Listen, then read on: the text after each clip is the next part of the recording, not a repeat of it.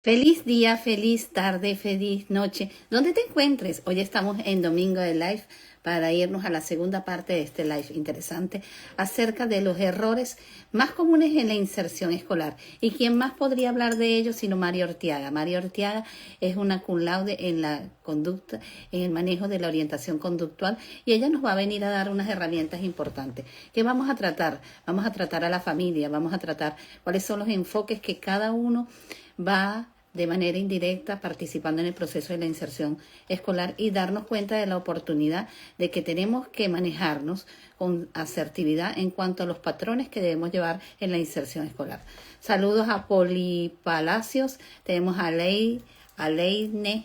¿De dónde se conectan, gente bonita? Yo voy a ir colocando aquí la segunda parte. Ok, mientras ustedes me van diciendo dónde se conectan, yo voy a ir colocando aquí segunda parte. Los errores en la inserción escolar.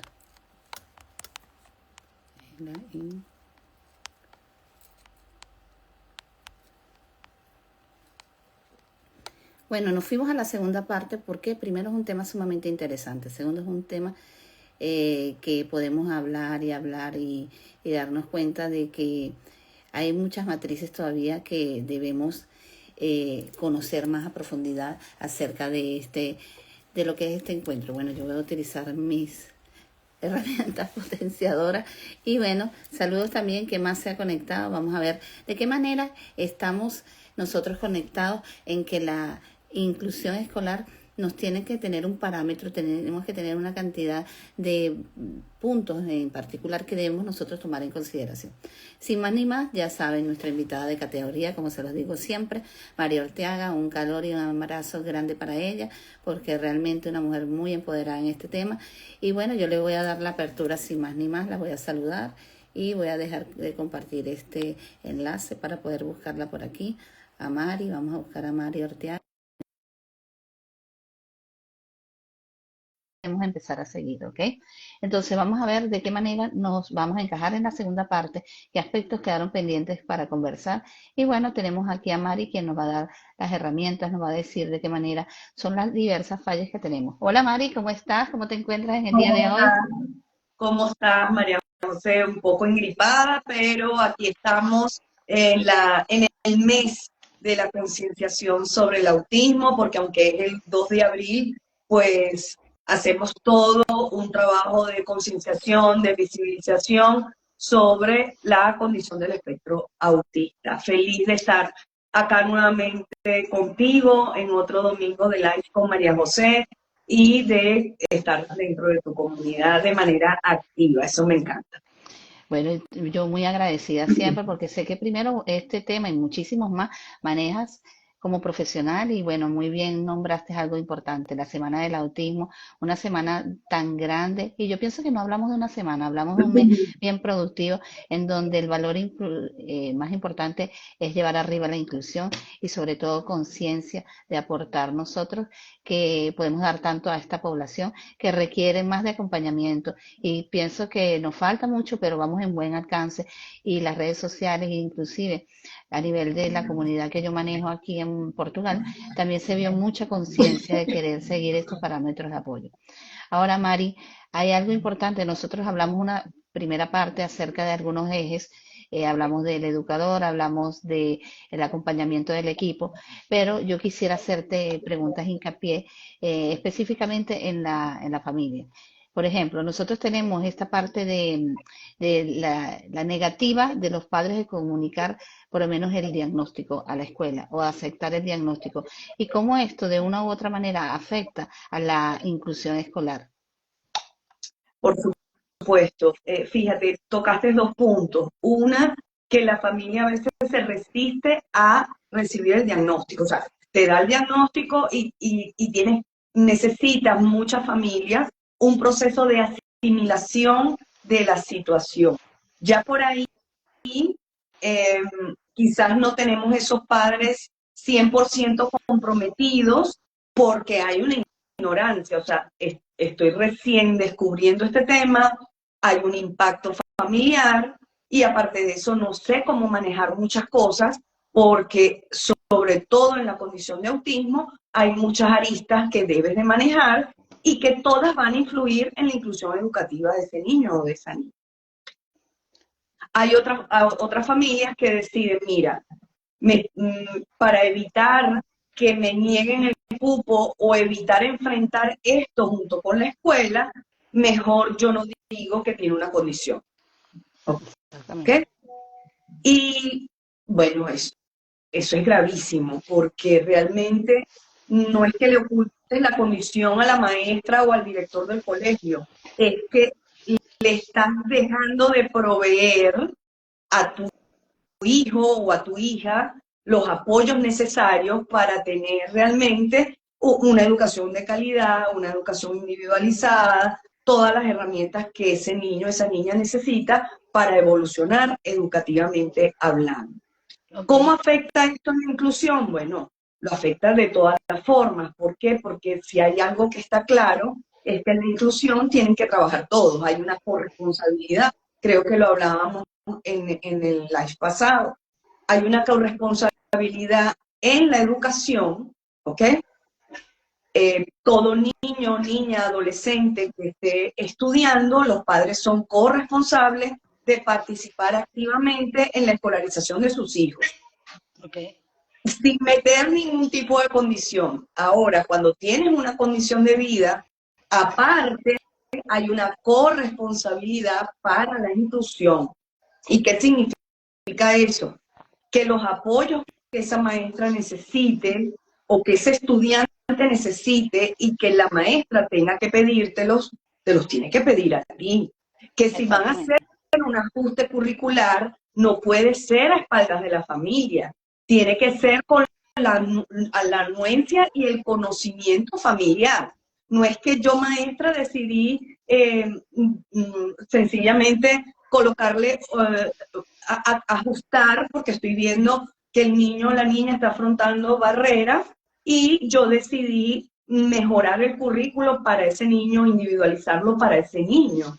Sí, eso está bien, pero eso no puede ser a espalda de una familia, porque ¿cómo haces inclusión en solitario? Eso no, en ninguna parte lo van a ver de esa manera. Al contrario, hay una corresponsabilidad de la familia incluso de muchas veces llevar al especialista que está atendiendo al niño y llevarlo a la escuela, ¿ok? Entender también que si hay algunos comportamientos que parecen a lo mejor disruptivos, la familia tiene que comprometerse, porque fíjate algo que mucha gente pregunta, ¿cómo hago?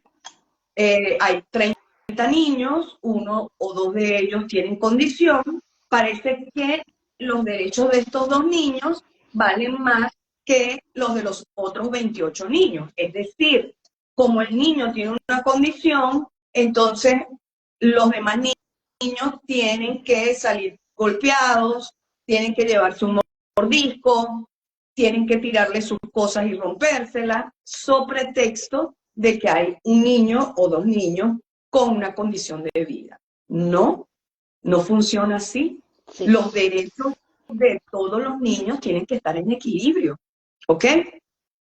Entonces, ¿cómo mantengo un equilibrio? Con una conversación franca y abierta con la familia. Está ocurriendo esto y necesitamos buscar soluciones en conjunto. Entonces, cuando hay esos escondidijos, esas tapaderas, como decimos aquí en Venezuela de manera popular, cuando tapamos este tipo de situaciones, pues no beneficia a nadie y no beneficia a la inclusión y mucho menos al niño, ¿ok?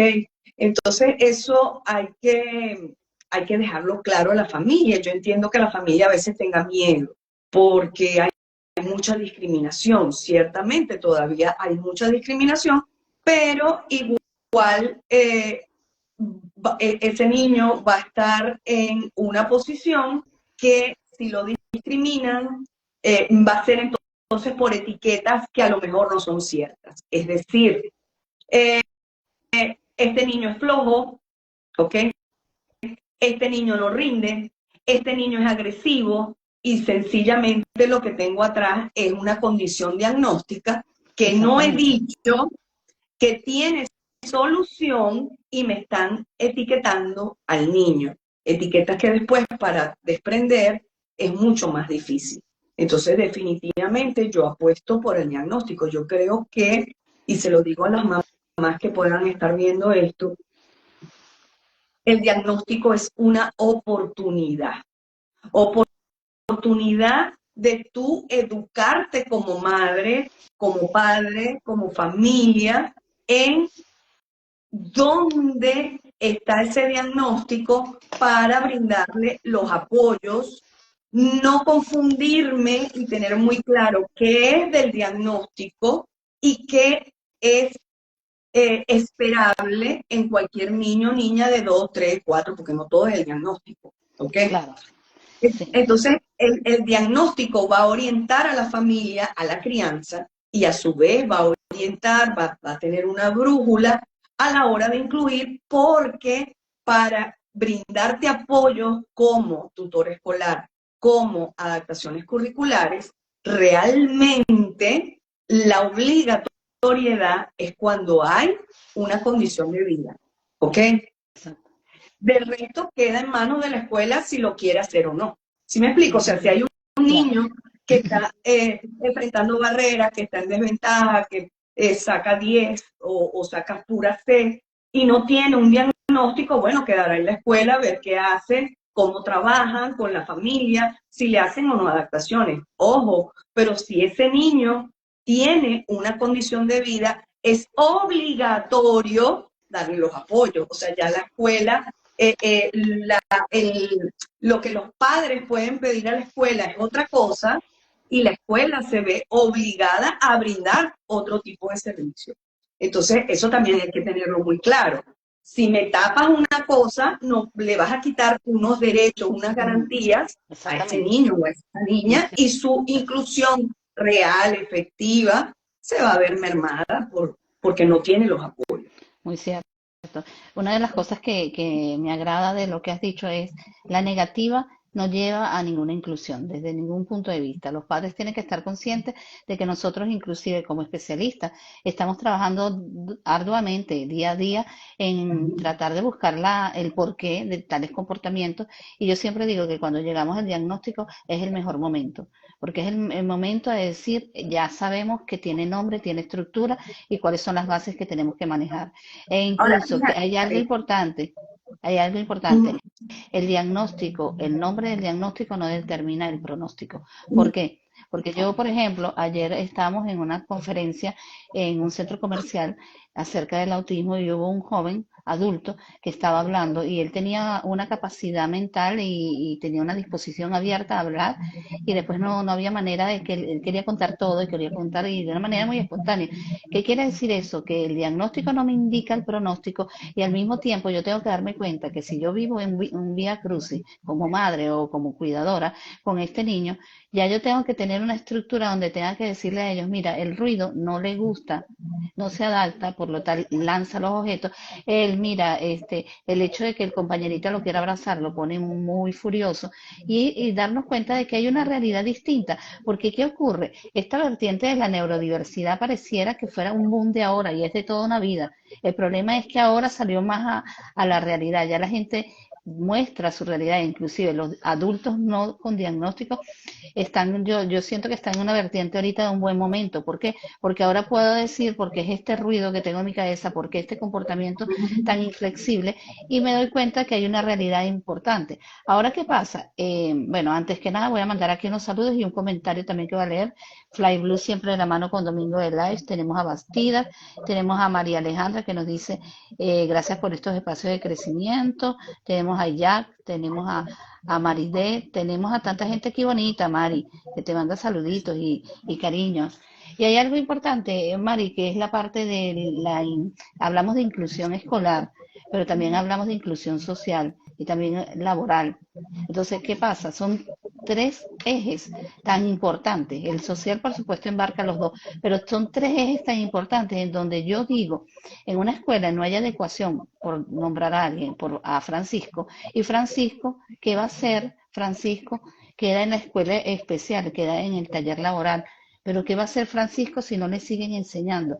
Ahí bien, venimos dándonos cuenta que no hay un ajuste de inserción escolar y esto queda un aislamiento. Ahora, esta cuestión de que los padres en ese proceso no incluyen el diagnóstico es algo irreversible, que es un error total. Yo tengo que dar un diagnóstico, yo tengo que buscar un especialista, porque la realidad del niño está ahí palpable. Yo estoy viendo un niño que comete conductas disruptivas y al mismo tiempo no se integra. Ahora, esta conexión de hacer conciencia a la madre y al mismo tiempo hacerle conciencia de que no puedes sola, tienes que ir con un equipo, tienes que ir encaminados con unos pasos. E inclusive a mí me impresiona porque los niños con autismo, por ejemplo, o con TDAH, tienen infinidad de derechos. Es decir, tú como madre, si no eres abierta a entender que hay un diagnóstico y que hay una necesidad, tú estás en contra de un derecho que él tiene y lo cual puede ser penado. Entonces, algo importante es Sí. tomar en consideración. Yo como maestra, yo por ejemplo, yo trabajé en aulas regulares también, pero en aulas regulares yo veía a un chico que tenía una neurodiversidad, yo actuaba y actuaba en ese caso. Ahora, te pregunto, tener los canales abiertos de comunicación de las madres y ser las madres, tener seguimiento en este proceso de inserción escolar. ¿Cuál es la garante de efectividad? ¿Cuáles son los pros y los contras de que ella asume el diagnóstico y va por la inserción escolar y porque se logre? ¿Cuáles serían los pros o los contras que pueden ocurrir en ese proceso? Bueno, antes de entrar a responderte esta pregunta, fíjate, yo quiero hacer la salvedad que efectivamente para cuando una mamá recibe, un papá, una familia recibe un diagnóstico, eso es un impacto y más cuando es una condición invisible. Eh, es un impacto súper grande porque tú ves a tu niño y tú dices, pero es que no tiene nada. O sea, ¿por qué me están diciendo? Y puedes hasta poner en duda eh, el diagnóstico no y empezar a buscar e indagar por otras vías. Es decir, no dejamos, y quiero dejarlo claro en este espacio, porque estoy segura que tú también eres de esa misma línea, no dejamos, no queremos decir que no sea un impacto para una familia recibir un diagnóstico, sobre todo cuando no te lo esperas, cuando tú esperas que te digan, no, mira, su hijo es malcriado, y resulta que te dicen, no, su hijo tiene autismo, o no, los niños hablan más tarde y usted está esperando y no, su hijo tiene autismo, o tiene TDAH, o tiene una discapacidad intelectual. Sin embargo, muchas veces hay que acompañarse, el adulto tiene que acompañarse para salir de ese terreno movedizo, digo, no digo, sí o no, ¿qué hago con esto? ¿Voy a poder, no voy a poder? ¿Trabajo, no trabajo? O sea, son muchas cosas que vienen a la mente de una persona cuando genera, cuando no te esperas un diagnóstico y de la familia entera porque si tienes varios hijos, esto también va a impactar toda la dinámica familiar. En, se entiende eso, pero también se entiende que para tú poder avanzar, muchas veces tienes que recibir el impacto. O sea, no vas Exactamente. a poder avanzar haciéndote la loca, ¿ok? Poniéndose a un lado y tratando de tapar algo que está allí. Entonces tienes que escoger, tapas algo y cuando lo destapes sea algo apoteósico que te va a ser mucho más difícil contener o empiezas a vivir tu situación entendiendo que es un gran impacto y que de ser necesario, porque va a depender de cada familia y de cada persona, de ser necesario buscarte una ayuda, no el acompañamiento que a lo mejor va a requerir el niño, sino un acompañamiento para ti como adulto para ver realmente qué es lo que te produce el impacto de ese diagnóstico, porque no a todas las mamás le produce el mismo impacto. Es decir, cuando dicen por ahí, no, es que la mamá soñaba con un hijo y le llegó otro. Yo no creo mucho en eso, ¿ok? Puede ser que a unas mamás les haya ocurrido, pero por ejemplo a mí como mamá no me ocurrió eso. A mí lo que me dio fue miedo, miedo de no poder, miedo de lo que iba a ser de mi hijo. Entonces, no todas las y mi experiencia, a lo mejor algunas mamás las han vivido también, pero a lo mejor otras tienen otra experiencia, y eso me lo ha enseñado fundamental, que cada familia tiene su propia experiencia. Incluso, María José, hay mamás que me llegan y me dicen, mira, sinceramente no me produce ningún impacto, yo lo que necesito es saber qué tengo que hacer de aquí en adelante. Exacto. He tenido mamás así, yo digo, wow, o sea, y les pregunto, ¿tú tienes algún familiar con condición? Porque obviamente es una minoría de mamás las que te dicen eso. Y, y me dicen, no, pero sencillamente es lo que me está tocando vivir y yo soy pragmática y yo necesito saber qué es lo que me corresponde hacer de aquí en adelante. ¿Ok? O sea, entonces cada familia, y cualquier manera de vivir esto es respetable. Lo ideal es no esconderlo, pero cualquier manera de vivir esto es respetable. Si tú ves que llevas mucho tiempo parada en un proceso y lo acepto, pero no, y si hablo de autismo lo que hago es llorar, o si hablo del TDAH de mi hijo, mejor lo escondo, y ya llevo mucho tiempo en ese punto, tienes que buscar ayuda, porque realmente el menos beneficiado con esa situación es el niño o la niña. Ahora sí, los pros y los contras de incluir o de decirle hay varios, bueno, los pros y los contras de no decir o de decir el diagnóstico, ya lo vimos, es los pros y los contras de incluir o no en escuela regular a un niño, niña o adolescente. Yo le veo puros pros. La verdad sí le veo muchos pros, el tener un niño, una niña, un adolescente con alguna condición de vida dentro de la escuela regular. ¿Por qué? Porque los niños y las niñas está científicamente comprobado que no solo aprenden del profesor, del adulto referente, sino que aprenden también mucho de sus pares, a imitar conductas, a portarse como niños de determinada edad. Entonces, en base a eso, es importante para la persona con la condición estar en un sitio típico, porque va a adquirir o va a empezar a imitar conductas típicas. ¿Ok? Otra de las situaciones, el nivel de exigencia. Por lo general, no sé si en todas las partes del mundo, pero acá donde vivimos, en Venezuela, pues el nivel de exigencia de una escuela especial no es el mismo nivel de exigencia de una escuela regular. Exacto. Y hasta ahí, o sea, cuando yo tengo altas expectativas de todos los estudiantes y mantengo un nivel de exigencia, aunque lleves adaptaciones curriculares, un nivel de exigencia de la zona más próxima la voy trabajando, pues definitivamente el pronóstico a futuro de ese niño, de esa niña, va a cambiar, ¿ok? Por otro lado, se tiende a ver que es solo el niño o la niña con la condición el que gana cuando se incluye. Y no es verdad. Eso sí, los otros niños y las otras niñas ganan. ¿Y qué ganan? Aprender a respetar lo distinto, a darse cuenta que hay otras expresiones del ser humano y que es tan válida como cualquier otra. Ganan en derechos humanos, gana, o mejor dicho, se empieza a desmontar cuando se hace una inclusión efectiva, desde edades tempranas, se ha comprobado que el bullying puede empezar a disminuir, ¿ok? ¿Por qué? Porque empieza a desconfigurar lo que son los estereotipos, ¿ok?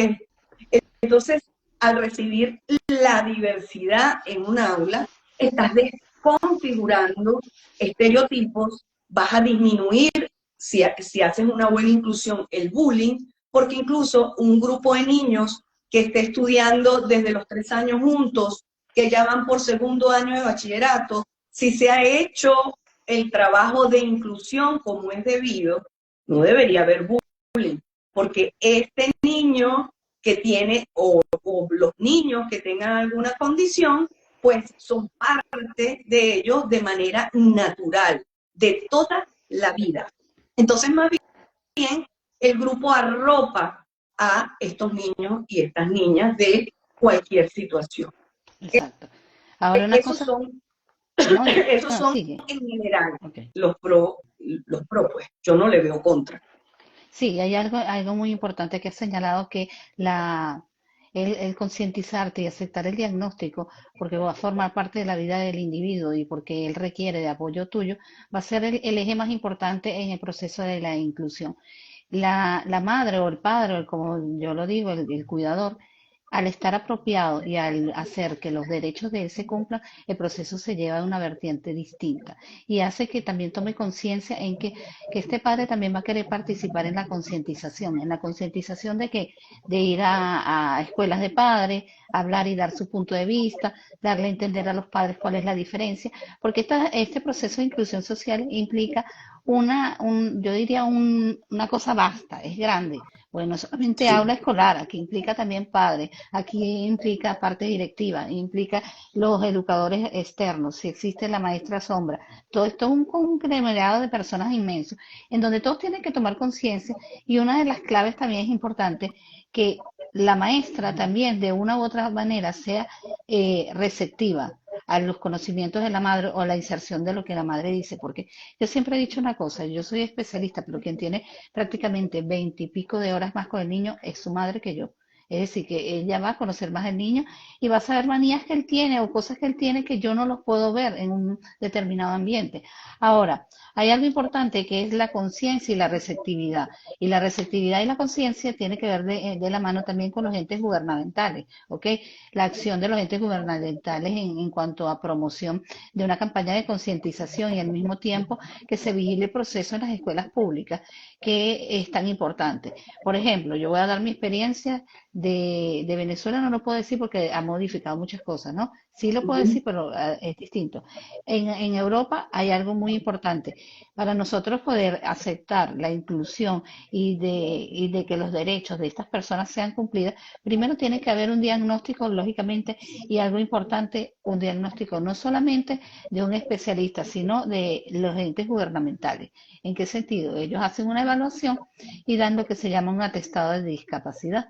Ese atestado de discapacidad le da a él los derechos bien centrados en lo que él necesita. Por ejemplo, él necesita transporte, él necesita libros para la escuela, él necesita y todo lo que necesita se da así. Pero el ente gubernamental hay una precariedad en donde yo vivo, que es la divulgación de la información. Por tanto, hay padres que están desfocados. ¿Qué piensas tú de la importancia de la participación de los entes gubernamentales para promocionar lo que es el autismo y los pasos a seguir? Porque igualmente, como lo dijiste tú tienes un diagnóstico, pero yo tengo un diagnóstico y como madre estoy perdida. El primer impacto es que yo me siento perdida. Puedo sentirme triste, pero no sé qué hacer. ¿De qué manera el ente gubernamental tiene un papel importante aquí?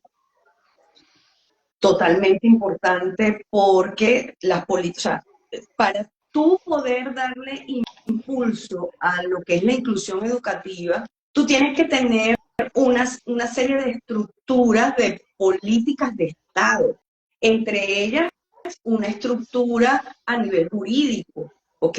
Yo, por ejemplo, cada vez que yo hago un taller sobre adaptación curricular, sobre tutor escolar, yo tengo que ver qué ley me lo ampara, porque si no, ¿de qué estamos hablando?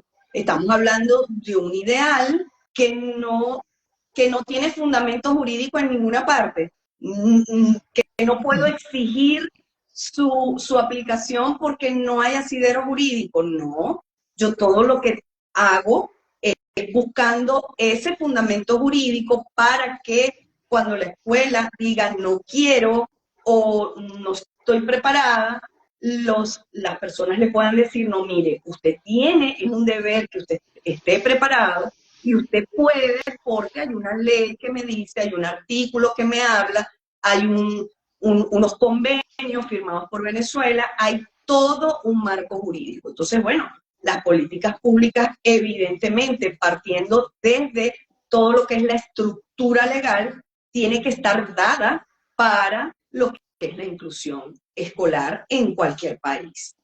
Por otro lado, hay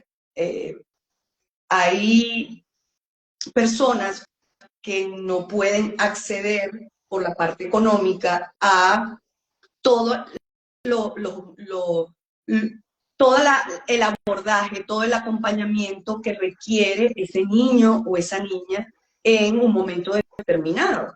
Y esto porque se sabe que económicamente, pues, y sobre todo en nuestros países de Latinoamérica, esto es súper costoso. Entonces, el Estado tiene que fomentar políticas públicas para que toda su población tenga acceso a lo que necesita.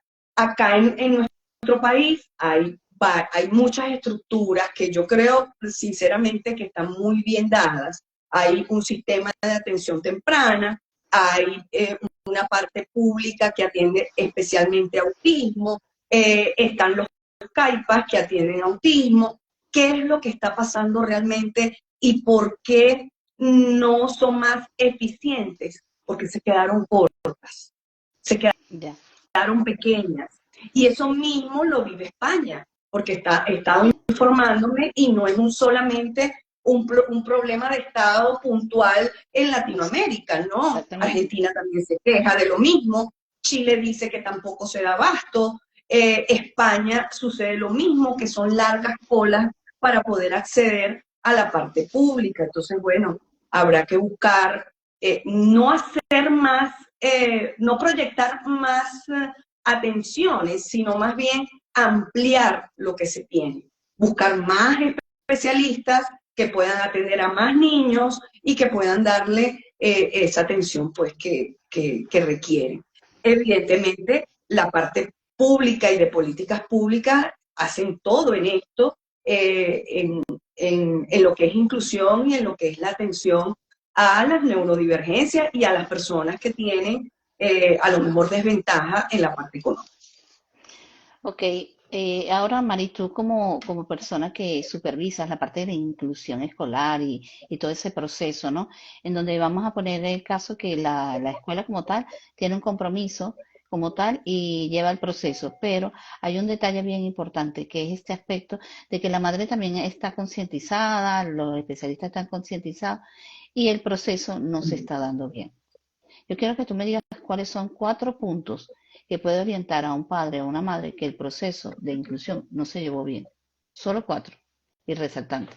Imagínate, un niño, por ejemplo, que no quiera ir a la escuela o una maestra que todo el tiempo hay una queja, son señales de alerta, son banderitas rojas que te dicen, aquí está faltando algo y yo como mamá tengo que ver de qué manera aporto. Hubo una mamá que en un momento me dijo, no, es que la maestra se queja y me dice que no sabe hacer las adaptaciones curriculares.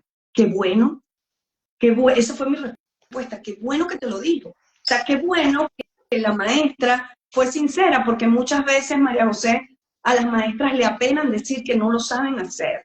Y la verdad es que no lo saben hacer. Y No, y qué lo bueno importante que yo lo veo, Mari, de que tú digas, ayúdame, ayúdame, porque yo inclusive en el área de preescolar y en el área de los adultos, ya, que yo a veces pido ayuda en el sentido de que hay cosas que no manejo en su totalidad. Todo ser humano no es perfecto. Y es ese es un, así. y hacer las adecuaciones, yo como especialista, ya tengo muchos años haciendo adecuaciones, no es algo fácil, no es fácil. Es decir, que decirlo no es que pierdas tu honra, sino decirlo es tener interés en querer aprender y ayudarlo. Es que decirlo es una forma de pedir ayuda. Era lo que yo le decía a la mamá. No todo el mundo tiene la misma forma asertiva de pedir la ayuda, pero qué bueno que te lo digo, vamos a entrenar a esta maestra, dile qué momento tiene libre, puedes hacerlo tú, puedes buscarte un especialista, pero qué bueno que lo digo, ese es el primer paso, ¿ok? Exacto. Si una maestra todos los días tiene una situación que no sabe manejar y se la hace saber a la familia, bueno, se la hace saber para que la familia ayude, porque definitivamente hay cosas que no podemos manejar desde casa. Un comportamiento inadecuado dentro del salón de clase, hay que corregirlo dentro del salón de clase. No puedes hacerlo en la casa. Si el niño es un niño, por ejemplo, que habla demasiado, Okay. hay maestras que te dicen, el niño habla demasiado, ajá, pero ¿cómo te puedo ayudar? Entonces te doy estrategias para que lo soluciones en el salón de clase, porque en la casa no importa que hable demasiado. ¿Sí me explico? O sea, Claro, hay claro. cosas que tienes que abordar en el momento, que no puedes decirle a la mamá, resuélveme esto en la casa, porque no es de resolver en la casa. Hay cosas que Cierto. se hacen en conjunto, sí. Hay conductas que se manejan en conjunto, hay avances que se dan mejor en conjunto, pero hay comportamientos que se hacen en un momento determinado y se tienen que corregir en ese momento determinado. Es como a las mamás que yo les digo, eso es como que tú le digas al niño, cuando venga tu papá se lo digo para que te regañe. Primero, es una total desautorización a lo que debería ser tu autoridad bien entendida. Tú lo tienes que solucionar en el momento. Las Exactamente. consecuencias son en el momento, no otro que venga a colocarla. Entonces, hay que ver cómo se manejan esas consecuencias, porque evidentemente no es el mismo trato que hace 30 años atrás, cuando no había los derechos del niño, que la maestra le da un reglazo a todos los niños, ya eso está proscrito. Eso incluso se entiende como trato cruel. Entonces, las maestras, así como las madres, tienen que capacitarse hoy en día en estrategias actuales para la crianza y para la educación. Hay muchas estrategias que se utilizan en la enseñanza positiva, en la crianza positiva, en la educación positiva, y que pueden implementar sin ningún riesgo, ¿sabes? Sin ningún riesgo porque, bueno, un trato cruel trae un riesgo que es un procedimiento a nivel del Ministerio Público, al menos acá en Venezuela, ¿ok? Pero hay formas, pero te tienes que capacitar. O sea, una de las cosas más importantes en todo esto, María José, es la formación. Y es allí donde yo hago siempre el llamado a los directivos escolares, y creo que me lo debes haber escuchado de manera reiterada. Claro. Los directivos escolares, y estoy hablando de cualquier tipo de escuela, pública o privada, tienen que asumir su liderazgo educativo dentro de las escuelas. Liderazgo educativo no es ver a qué hora llegó el docente o mandarle las instrucciones solo con el coordinador. No, yo entiendo que hay unas coordinaciones y que la coordinación cumple una función. Pero tú como director de escuela no puedes solo escuchar al coordinador. Tú tienes que mantener tu liderazgo con todo tu equipo docente. Entonces vemos que una de las situaciones que también traen una implicancia en la inclusión es que el colegio, la escuela, los directivos invierten muchísimo, a lo mejor en cosas que a mí me parecen muy bien, en festivales, en actividades extracurriculares. A mí todo eso me parece maravilloso. Pero ¿cuándo vas a invertir en formar al principal equipo y el principal recurso que tú tienes dentro de una escuela? El principal recurso no es el pupitre, no es el pupitre Exactamente. ese ergonómico, que es maravilloso y me parece aparte espectacular y fabuloso, pero eso realmente ni el video BIM, que también es un recurso que es muy bien utilizado y puede servir de mucho, pero realmente el recurso que vale, que tienes que invertir es en el recurso humano, es en tu Exactamente. equipo humano. Mm. Entonces, cuando tú vas a escuelas privadas incluso y te dicen, no, aquí no me han traído un taller desde hace 7 años, desde hace 8 años, tú dices, ¿qué está pasando? El problema es de la maestra Juanita, que no se forma. No, maestra Juanita, usted tiene que ir a su director y decirle, tengo una situación así dentro del salón de clase y no sé qué estrategias utilizar. ¿Quién me forma? Exacto. Y eso se traduce en inclusión y eso se traduce en calidad educativa, porque para a hacer inclusión, no significa que tu calidad educativa va a disminuir. Por el contrario, una inclusión bien llevada aumenta la calidad educativa porque estás educando no solo en lo académico, ¿ok? Sí, ya hay algo, Aparte que la inclusión es para todos, no es solamente para las personas con una condición de vida. sí, y una de las cosas que yo veo es ese, hace muchos años se fortalecía esa parte de la formación, e inclusive la escuela era que traía estos formadores para hacer este proceso. Estoy hablando de unos buenos años para atrás. Pero ¿qué ocurre? Lo que tú estás hablando es cierto. Es algo que se muestra al público, pero yo no muestro al padre con una neurodiversidad, cuáles son los alcances. Yo muestro a él lo que tenemos en público, pero no muestro los alcances. Y hay algo importante que has mencionado, que es por ejemplo, si la escuela está en una fase de receptividad, porque es una escuela inclusiva, tiene que estar clara que el inclusivo va en todas las vertientes, porque, por ejemplo, nosotros tenemos una escuela biocultural y aceptamos a personas de otros países y al mismo tiempo aceptamos personas con neurodiversidad. Es decir, todos tenemos que estar preparados para los dos casos. ¿Por qué? Porque una persona de Ucrania, por ejemplo, habla distinto a Portugal o habla distinto al español y eso es una adecuación de manera indirecta. Porque Claro, ¿qué ocurre? claro. Aquí el niño cae también en unas fases, no de neurodiversidad, pero cae en depresión, en ansiedad, en frustración, en que no sabe qué hacer nada. Y ocurren los fenómenos que tú nombraste mucho antes, que era el bullying. Entonces nosotros como escuela inclusiva tenemos que estar claros que todo este factor de todo el mundo estar en pro de estar bien capacitado es necesario. Y no es solamente la capacitación de las profesoras, es la capacitación de todo, desde el obrero hasta el directivo, todo. ¿Por qué Así. ocurre? Porque es necesario, porque muchas veces, inclusive en la escuela aquí, que yo he asistido, veo que la gente obrera ayuda muchísimo.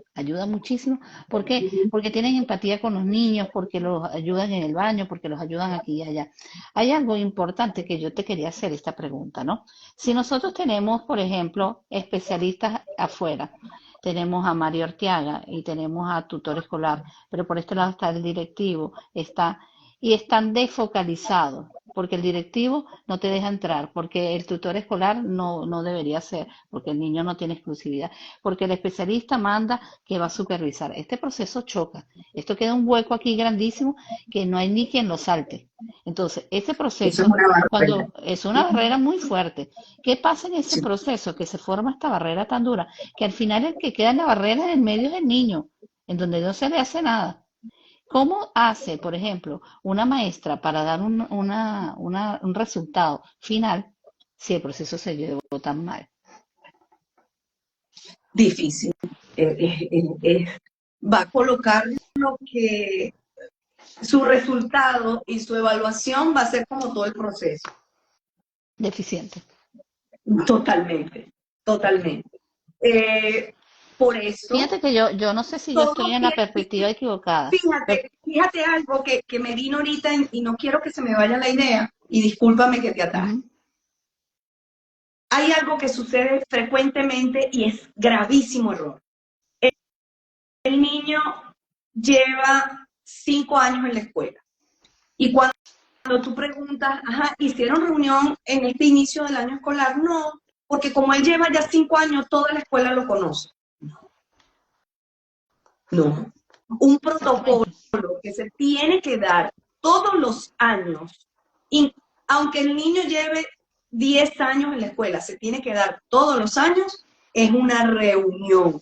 Familia o el representante, los Exactamente. profesores, todo el equipo, coordinador, si hay coordinador de la parte de evaluación, si hay especialista, el especialista, sea interno o sea externo. Eso tiene que ser anual. No importa que el niño sea conocido o desconocido, tiene que darse.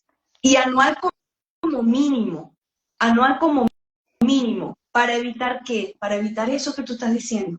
Un proceso que a lo mejor empezó bien y en la mitad se transformó, o un proceso que desde el inicio se empieza a dar mal porque los directivos tienen una idea, el otro otra y nunca se han reunido. Y es una constante. Todas las familias que acuden a pedir ayuda o a querer denunciar, cuando yo pregunto, ¿usted se ha reunido con el director? O sea, no, yo solo me he reunido con la maestra. La inclusión educativa no es solo de la maestra. ¿Por qué? Porque las políticas, la cultura y la práctica inclusiva viene dada por la dirección escolar, viene dada por arriba. ¿Cuántas maestras no hay que quieren hacer diversificación del aula? Y cuando lo están haciendo, irrumpe el coordinador y le dice, la directora está diciendo que están haciendo mucho ruido y no pueden hacer esa actividad. Es cierto. Aparte, María, que hay algo, no podemos incluir con los mismos valores que hasta ahora ha mantenido la escuela. Claro. Es decir, esto trae un cambio de valores dentro del contexto escolar. ¿Cuáles han sido los valores predominantes de toda la vida de la escuela? La competencia. La competencia, cuando estamos hablando de inclusión y estamos en el valor de incluir y de que sea una escuela para todos, no podemos fijarnos en competencia, tenemos que trabajar en colaboración. ¿Qué pasa en el sistema en general? Que el valor es individualismo. O sea, ¿quién es el mejor de la clase? ¿Okay? No en el compañerismo. En grupos quizás lo podemos hacer mucho mejor y llegar más lejos, porque eso es lo que nosotros venimos de la educación, de esos valores, y cuando estamos trabajando nos damos cuenta que no es verdad, que el compañerismo, las alianzas, nos impulsan más rápido que ir solo. Exactamente. ¿Okay? Entonces, ese tipo de valores, la tolerancia, tolerar al otro porque cada quien es distinto, no es tolerancia, es respeto. Tu opinión vale tanto como la mía, aunque sea distinta. Entonces, fíjate que aquí hay un comentario, Mari, que quería decirlo porque tiene que ver con lo que tú estás hablando. Dice, maestra de colores, dice, claro, porque anualmente hay cambios. Nada se mantiene estático y nada es una regla. Exactamente. Los individuos, y cuando hablamos de niños pequeños, María José, es impresionante lo que cambian en 3 meses. Exacto. Exacto, Entonces, y no solamente que cambian ellos, es el contexto donde viven, es el contexto de que si la mamá está enferma o algo pasó el perrito se murió, cualquier cosa. Pues fíjate, a veces a mí me ha pasado de que llega personas que me dicen que conocen a un niño y yo hago una entrevista y resulta ser que hay muchos aspectos que no sabían. es así, es así. Y eso yo pienso que es falta de empatía, y falta de empatía no solamente con el niño, falta de empatía con el proceso, porque todo eso es un proceso en sí. Exacto, de hecho cuando tú estás incluyendo a un niño, es un proceso de inclusión y es un proceso que no se da igual, porque va a depender de cada niño, va a depender de la condición de cada niño, de las características personales, va a depender también de la escuela. Es decir, hay niños que su proceso de inclusión en X escuela puede ser muy engorrosa y cambias de escuela y todo cambió. Eso es Y todo lo que te cambió iba a preguntar. porque los valores de esa otra escuela son distintos. Eso es lo que te iba a decir. Si yo batallo con una maestra que no tiene la creencia de querer cambiar y quiere quedarse con el niño regular y no hacer adecuaciones, cosa que yo pienso que también es anormal, no todos los niños son iguales, hasta los niños que no son neurodiversos, ellos tienen que hacerle adecuaciones, porque de repente hay un niño que es bueno oral, pero no es verbal, y eso también tiene algo que nosotros tenemos que actuar. Ahora, esa barrera limitante día tras día, una madre atormentada con que él hizo, que él hizo, que él hizo, que él hizo, y veo que la profesora no hace nada, sino decir que él no hace nada, resuelve usted. ¿Qué pasa con ese proceso? Yo soy la primera partidaria en decir que hay que hacer un cambio escolar. Cuando yo veo que el Bueno, proceso yo ya está... agotaría, fíjate, yo respeto eso y si tienes la oportunidad, porque ahorita te explico lo de la oportunidad, por eso es que no todo proceso es igual. Sin embargo, yo agotaría la vía de hablaste en equipo con la maestra. hablaste o sea, hiciste una reunión de equipo donde la maestra también pueda desahogar y decir, mire, lo que pasa es que Pedrito se para cada minuto, yo intento que copie, no copia, y pueda también desahogar y que le den otras estrategias que evidentemente no maneja, ¿sabes? Y que ella pueda expresarse. Entonces, la solución no siempre es nos vamos. Yo creo que esa es la solución más rápida y a lo mejor más fácil No, yo digo, si yo tienes digo muchas porque escuelas yo en me he tu lugar. sentado, Mari, a hablar con los profesores y siento que a veces es difícil el proceso. El directivo dice, bueno, está ahí, que vamos viendo cómo va. Y vamos viendo cómo va, es que el niño van tocando la autoestima del niño y van tocando la interacción del niño. Entonces Es ya que cuando yo veo que hay canales que ya amedrentan al sí, niño, se yo desisto. agotaron, se agotó la vía. Sí, ya sé. Fíjate, el proceso de inclusión no es como vaya viniendo, vamos viendo. Eso no es Exacto. nunca un proceso de inclusión. El proceso de inclusión es algo programado, es algo específico, es algo que se va haciendo, sí, poco a poco, porque lo vas modificando progresivamente, pero no es algo de que al voleo, o sea, no, es algo que tiene que estar programado y que muchas veces, en la mayor parte de las veces, es individual. Es decir, Sí. hay procesos inclusivos que son mucho más fáciles de llevar, por decirlo de alguna forma, con, que se dan más espontáneamente incluso, y hay otros procesos que necesitan un mayor apoyo familiar, escolar y para el propio estudiante. Entonces vas a conseguir diversidad de procesos como diversidad de personas a ver. Ok, bueno, quería leer aquí un comentario. Saludos a Jennifer, a Susana Sousa, también que está conectada, y a Psicopedagogía E, que nos dice, lo primero que hay que entender es que cada niño tiene una individualidad, una historia diferente al otro, y que los procesos tienen un tiempo y que se debe respetar. Fíjate, yo pienso que todo lo que ha manifestado realmente es lo que se debe llevar en un proceso y nosotros tenemos, como dices tú, agotar el recurso, pero darnos cuenta hasta qué punto el niño es el que sufre las consecuencias de ese tiempo esperado. Porque de ver que no hay concientización y no hay aportes para el niño, hay que buscar la manera de buscar dónde, Sí, cómo podemos ayudarlo. sin embargo, María José, uno dice eso, uno dice de buscar otro sitio y hay mamás que me dicen, Mari, ¿será malo que busque otro sitio? No, si los tienes, búscalo. O sea, Exacto. uno, si tiene tantas cosas que ver, porque hay niños que necesitan alimentación, esto, lo otro, o sea, también la escuela es una carga. Está bien, busca otro sitio. Sin embargo, eso lo hablamos desde el privilegio, María José. La verdad es que en Latinoamérica en general hay sitios donde hay dos escuelas, una pública y una privada. O Claro. sea, no tengo dónde escoger. Ya probé la Sí, privada y no me funcionó, y me queda la pública y entonces me mudo, sí, es difícil. ¿sabes? O sea, Es difícil, entonces pero es como yo allí te ¿qué digo, hacemos? Allí tenemos que continuar. Tú sabes que has dicho algo que a mí me está haciendo mucho ruido.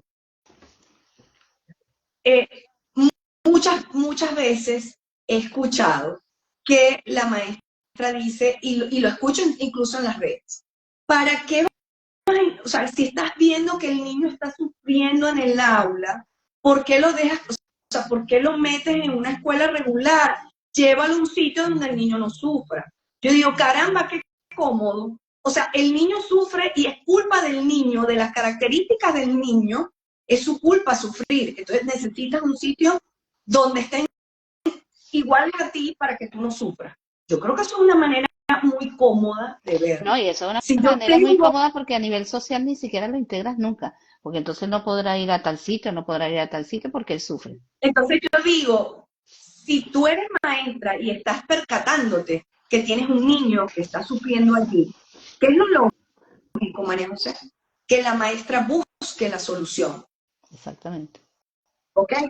Entonces, si el niño sufre, yo siento que cuando tú dices, cuando las personas dicen eso, están eh, como que cuchillo para ellos mismos, porque si tú dices que tú tienes en tu aula niños que están sufriendo, tú tienes que revisarte como docente.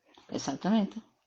Sí, y Tú yo como tienes que especialista revisarte darme como cuenta docente. de que el niño realmente padece en el aula de clase porque no hay adecuaciones, el maestro es el primer responsable de esta situación, porque es el primero que lo recibe y el último que lo trae. Sí, sí es por adecuación, sí es porque los demás niños se impacientan, sí, por la razón que sea, tú eres el adulto. Es como que yo diga, en mi casa mis hijos son infelices. Entonces, ¿qué vas a hacer? Buscar otro hogar, un hogar sustituto. O sea, si son infelices es porque yo estoy como adulto, no he sabido manejar las situaciones e incluso estoy haciendo daño por no saber hacer. ¿Sí me sigues? O sea, Claro que realmente me sí. parece nefasto eso de que, bueno, es que el niño neurodivergente sufre en el aula. Bueno, sufre porque lo dejan sufrir, no porque quiera Sí, sufrir, ni por su condición tampoco, claro. porque no es verdad. Aquí, Está sufriendo porque fíjate, el adulto lo está dejando que aquí hay, sufra. aquí hay unos comentarios que yo digo son cha cha cha chan. Así que aquí va el primero para Mari, que dice, Marieleche, que dice, se merece el dolor y el bullying, ser diferente y no terminar integrándoles, es un tema de humanidad. Sí, También pero, aquí nos dice, pero ajá, fíjate, no puedes, los niños y niñas, ninguno merece bullying. Ningún niño, ninguna niña, ningún adolescente, ninguna persona. Pero eh, ¿a quién le están haciendo el bullying? Entonces es la víctima del bullying el que se tiene que ir. O es la escuela que tiene que dar solución a ese bullying. Sí, exacto. los derechos Sí, es de humanos, ¿cuáles pensar. son? O sea, es por humanidad que me tengo que llevar a la víctima del bullying, la tengo que sacar de su entorno por humanidad y derechos humanos. Ah, o sea, no entiendo si él es la víctima. Más bien tenemos que ver cómo atajamos esa escuela y el entorno que está haciendo el bullying a esa víctima. Fíjate cómo se Exactamente, cambian los papeles y eso es creencias. Eso no es otra cosa. Ese ciertamente. es el tetero que tenemos en las venas que la persona con discapacidad no puede y necesita un entorno específico para estar. Y eso, en algunos casos, puede ser necesario por excepción, pero eso no es la regla. Sí, aquí hay otro comentario, María. Aquí es que viene más. Aquí dice, y buscan una supuesta tutora que no tiene la preparación para brindarle las herramientas necesarias. Y realmente ese tutor pasa a ser el rol de la niñera. Sí, eso es cierto. Hay tutoras Cierto. y ahí sí le doy la razón totalmente. Hay tutoras que no están formadas, que no saben a lo que van o que creen que van a lo mismo que iban hace 20 años atrás, que era a que el niño no molestara a los demás. Y realmente no promueven las capacidades del niño, no promueven las habilidades de autonomía de ese niño. Entonces, definitivamente sí, una tutora no formada efectivamente puede ser una barrera más para ese estudiante. Exactamente. Ah, bueno, aquí saludos a Luis Suárez, que está conectado. Y también hay otro comentario de la maestra de corazones que dice, y lo mejor que podemos hacer desde mi punto de vista es agotar todos los recursos y ayudar a esa maestra a hacer las adaptaciones. Es una oportunidad Sí, única de enseñar a los demás que hay diversidad. Siento que es muy asertivo. sí, María Le nos dice, nada de justicia, exacto. Me lo llevo para que no le hagan bullying. Aquí dice Keila de Lozano, buenas tardes, la maestra se excusa que el niño simplemente no quiere trabajar con ella, tampoco busca la manera de que él trabaje y así pasa la mañana. Ese es uno de los esquemas que por lo menos desde el punto de vista de los derechos y los deberes que tiene los derechos que tiene el niño y los deberes que tiene el profesor, de no darse cuenta que él tiene que hacer al ritmo que él debe hacerlo y darnos cuenta que él tiene que estar integrado. Y una de las cosas que yo pienso que en ese proceso de formación, no solamente de las adaptaciones curriculares, es que yo pienso que el maestro no está preparado para enseñar para la vida, ¿sabes? Entonces, ¿qué sí, pasa? El niño con neurodiversidad tiene problemas para atarse las cuerdas y yo no soy niñera. Y yo digo, no es que no eres niñera, que yo prefiero que él se sepa atar los lazos y no se caiga en el receso y tenga un aprendizaje de vida.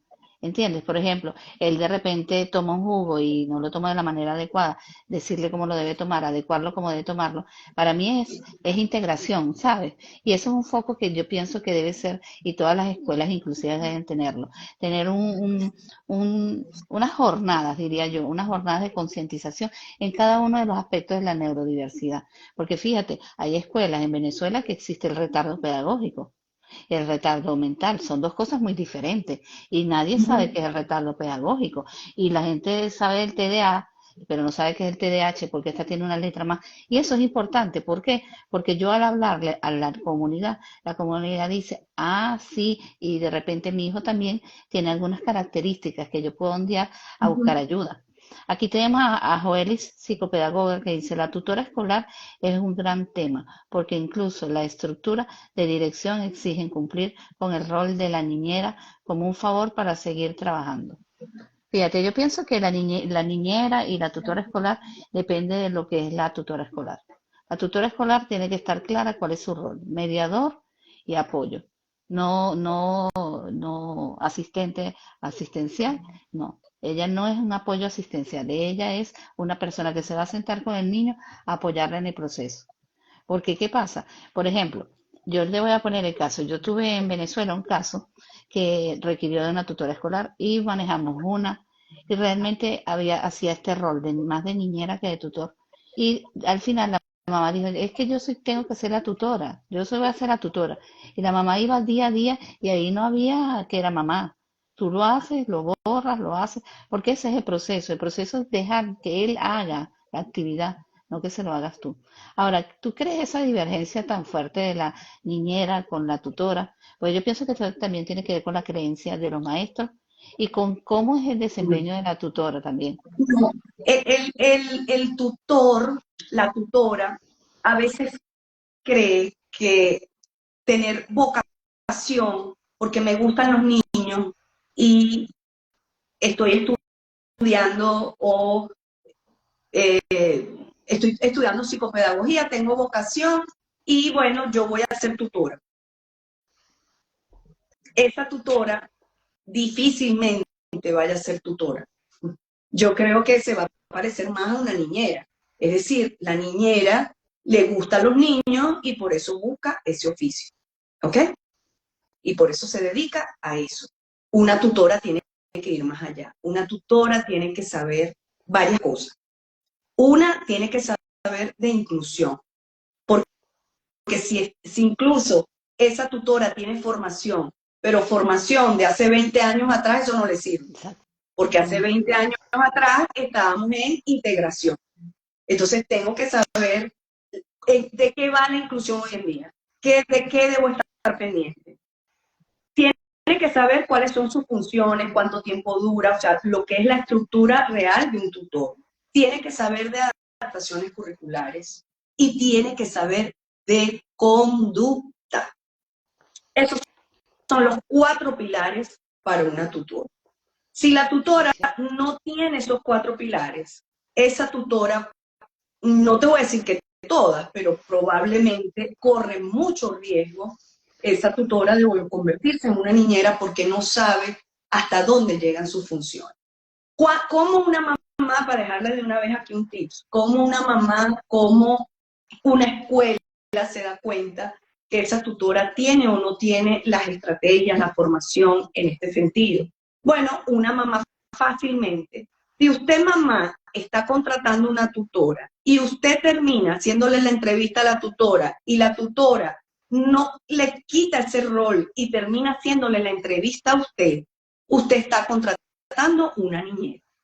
Si usted mamá es la que le da la orden, le dice, y hoy es viernes y nos vemos el lunes en la escuela y es a las 7 de la mañana y te voy a pagar tanto, y el niño tiene esta condición y no sepa qué me lo pide en la escuela, y esa persona no trata de voltear eso y empezar a hacer una entrevista estructurada para esa familia, esa persona muy probablemente termine siendo una niña.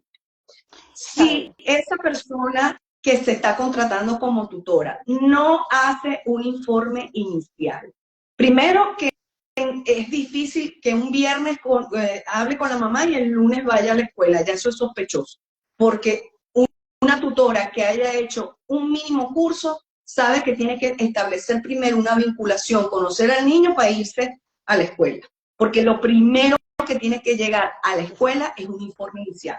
Informe inicial con mis credenciales, ¿no? con Y las mi características. currículo, con mi currículo, informe inicial y mi currículo. Eso yo lo debo de dejar en dirección. Si lo vieron, si no lo vieron, si lo guardaron o no lo guardaron, eso es situación de ellos. A mí me firman uno de que lo recibieron. Pero si yo no hago eso, la dirección escolar ya debe estar pensando y debería estar pensando, esta tutora viene de niñera. Exacto. Es decir, cuando tú has hecho un mínimo curso o has tenido experiencias previas, porque debe de ir como combinado, eso se ve, eso se nota. Y empieza muy bien muchas veces, y tú dices, la mamá empezó llamándome a la tutora, pero a los 2 meses cuando vuelvo a hablar con la mamá me dice, no, es que la muchacha que está en la escuela con el niño, ya tú dices, aquí pasa algo, porque la mamá, la visión de la mamá es la muchacha, es la nana. Exactamente. No es la profesional.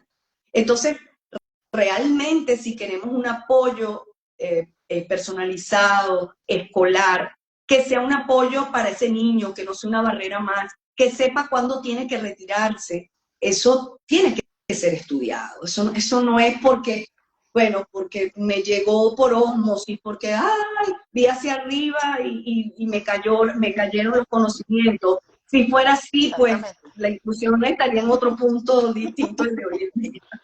No es Aquí tenemos a psicopedagoga que dice que es la otra parte del tutor que lo ven hoy en día es como un lucro. Y otra de es comentarios verdad. de Pulseras Azul, Caracas, dice saludos desde la Fundación Pulseras Azul de Caracas. La tutora debe ser el rol principal que maneja, ya va, que manejará en las aulas de clase y apoyar a la parte conductual en la integración del aula. Y aquí hay otro comentario del doctor Jesús Rojas, pediatra. Ay, Buenas tardes, doctor. excelente live. En los pénsules actuales de la formación de docentes existe la relacionada a la inclusión. También es tan importante. Yo pienso que hay algo que, por ejemplo, yo puedo trabajar en un aula escolar, en un aula inclusiva, pero indistintamente sea yo lo que sea, tengo que estar en un proceso constante de formación. Primero porque el niño de hoy no es el niño de ayer. El niño neurodiverso, yo no sé si lo ves tú así, eh, por ejemplo, los niños también con autismo, con TDAH, estos niños no son iguales a los niños de otras épocas atrás. Y tú dirás, ¿pero por qué? No sé, son diferentes. Son ahorita más abiertos como son los niños que son en el aspecto que están en las aulas escolares. Ellos son más activos, los dos son activos. De hecho, hay algo que nosotros tenemos que fusionar. Yo lo veo desde este punto de vista. Mi rol docente me dice que el niño que tiene más necesidad es el más que tengo que apoyar. Por tanto, la inclusión y las adaptaciones escolares tienen que ser para todos. Si yo veo que un niño tiene una deficiencia en un área, yo tengo que ver qué es lo que pasa con ese niño, no ponerle una nota baja. También hago ese insight. ¿Por qué? Porque las adaptaciones se han tomado como un tema. Ay, es un proceso complicado, difícil, porque es para niños autistas y TDAH. La inclusión y las adaptaciones son para todos. Que existen adaptaciones más sencillas en este caso. Y yo quiero que en este live quede muy claro lo siguiente. La inclusión social requiere adaptaciones. Y la adaptación no es que Juanito va a aprenderse la tabla del 5 al 6 porque ese grado lo va a hacer así.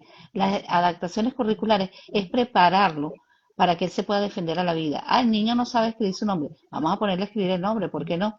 Ah, el niño tiene problemas motores. Vamos a hacer que él pueda agarrar objetos, que le sea útil para la vida. Aprender a formar para que sean útiles para la vida. Porque fíjate, nosotros vemos matemática, vemos física, y yo hace poco hablaba con una niña acerca de la orientación vocacional, y los niños de hoy en día tampoco manejan la orientación vocacional, porque no se les prepara para la vida, para entender qué es lo que les gusta, no es qué es lo que tú vas a hacer, qué es lo que tú vas a hacer, no quiero hacer nada. Muy claramente te lo dice un adolescente de hoy en día. Ahora, Mari, yo quisiera que nos dijeras cuáles son tus redes sociales para poderte seguir. @funda.cristal con Y por acá por Instagram y @fundacristal en Facebook. ¿Ok? Ok.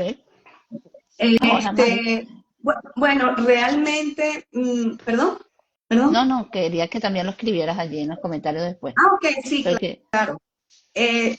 Importantísimo entonces a la hora de hacer inclusión, revisar cada caso individualmente. Em, la inclusión es algo que escolar, yo hago mucho hincapié en la inclusión escolar, porque es algo que va a favorecer la inclusión laboral y la inclusión social.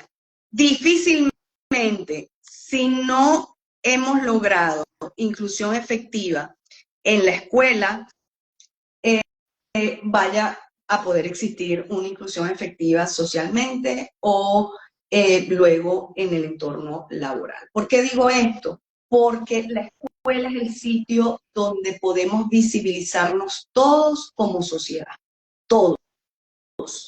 Mucha gente me cuestiona y me dice, Mari, pero ¿por qué no hablas mejor de convivencia y no tanto de inclusión? Bueno, primero, porque no es cierto que estemos conviviendo todos. Es cierto que todos estamos en el mismo planeta, pero no es cierto que todos convivamos porque, según estadísticas de la UNESCO, hablan claramente que el 70% de niños, niñas y adolescentes de Latinoamérica y el Caribe hasta 14 años no asisten a la escuela. Entonces yo no puedo decir que hablemos de convivencia porque sencillamente no estamos. No, la mayoría no estamos. O sea, la mayoría de los niños, niñas y adolescentes no están en la escuela. Entonces primero vamos a traerlos a la escuela y después entonces seguimos mejorando y buscando políticas de convivencia donde todos podamos primero reconocernos y después compartir. Que todos vayamos a ser amigos desde la infancia hasta que la muerte nos separe, no lo creo, porque luego está la parte de ser afines en una cantidad de cosas, porque, y esto lo nombro porque hay especialistas que dicen, no, esto de la inclusión, al final en la adolescencia terminan sacándole el cuerpo a la persona con condición, al final no, es que tú vas a ser amigos con personas afines a ti, que tengan gustos parecidos, eso es lo espontáneo en la humanidad, pero eso no significa que no podamos estar todos juntos y visualizarnos todos juntos, sino que los que sean muy diferentes a nosotros tienen que estar en un sitio aparte, conviviendo con los que sean iguales y tengan las mismas características. A mí me parece eso tan deshumanizante, tan claro, deshumanizante, porque es como algo así como que entonces después vamos a tener que hacer restaurantes para que puedan ir al restaurante y plazas especiales, pues, porque imagínate, exactamente, alguien que llega en silla de ruedas, imagínate. exactamente.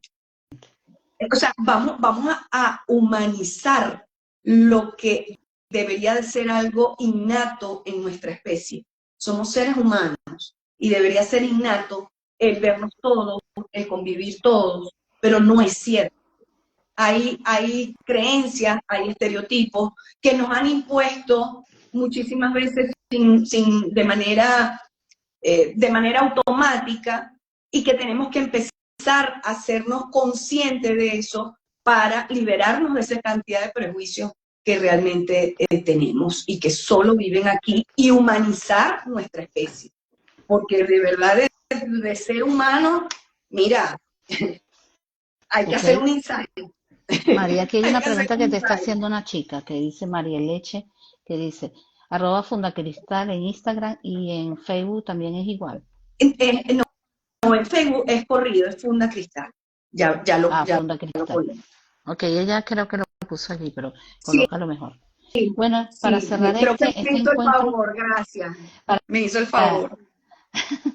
para poder cerrar este live, yo quería dejarles este mensaje. Los errores más latentes en la inclusión escolar es la falta de preparación. La falta de preparación y conocimiento que es la inclusión escolar.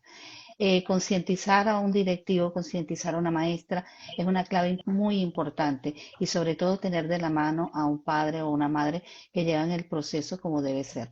Tenemos que darnos cuenta de que es un proceso que es arduo, más no imposible, que es un proceso que se logran alcances sí, mientras que tú le pongas el empeño que quieras.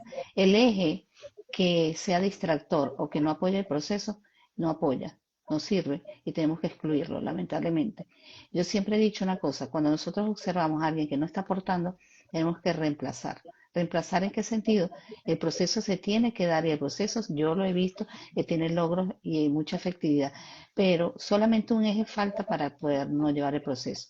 Observa con claridad qué es lo que pasa con el niño, cuáles son las vivencias que él tiene y sobre todo si lo están preparando para la vida. Siempre es importante llevar el legado de preparación para la vida, porque al final, lamentablemente quedamos en oficios, muchas veces no ni siquiera en profesiones, sino en oficios cuando somos adultos, y ellos ya van preparados desde el inicio. Entonces, por tanto, lo importante es que este niño se sienta feliz en el proceso, que se sienta integrado, que se sienta valorado y que se sienta respetado. Por tanto, los errores en la inclusión son simplemente un factor importante que tenemos que observar y buscar la manera de apoyar a que no siga ocurriendo. ¿Por qué? Porque esto va arrastrando una cantidad de generaciones en generaciones que lamentablemente los vemos después de adultos que solamente están en casa. Y algo importante también, no queremos desertores escolares. Bueno, muchísimas gracias a todas las personas que se conectaron, muchísimas gracias a María Ortiaga, que es una verduga en la inclusión escolar. Y bueno, tienen que seguir ese perfil de Funda Cristal, ella es una mujer maravillosa y tiene unas formaciones muy importantes. ¿Tienes alguna formación ahorita, Mari? En este momento no, estoy preparando el foro-chat de este mes que es sobre autismo y entonces en este mes realmente no tengo algo más allá programado, sino prepararles el foro-chat que me están solicitando los de la comunidad Funda Cristal. Aquí sí quiero invitarlos a que se inserten en la comunidad Funda Cristal, que es una comunidad de WhatsApp, ya tenemos 4 grupos, somos casi 4.000 personas que estamos dentro de la comunidad, donde todos los meses de manera gratuita llevo formación toda la que tenga que ver con respecto a la inclusión educativa. Ok. Ahora, Entonces, algo cualquier cosa me importante, escriben, me escriben por el interno y yo les mando el enlace para que se unan a la comunidad. perfecto. Bueno, muchísimas gracias a las personas conectadas y bueno, nos vemos para otro live bien interesante en Domingo de Sí. Live con María José. Muchísimas gracias. Chao. Gracias, María, gracias. Nos vemos pronto.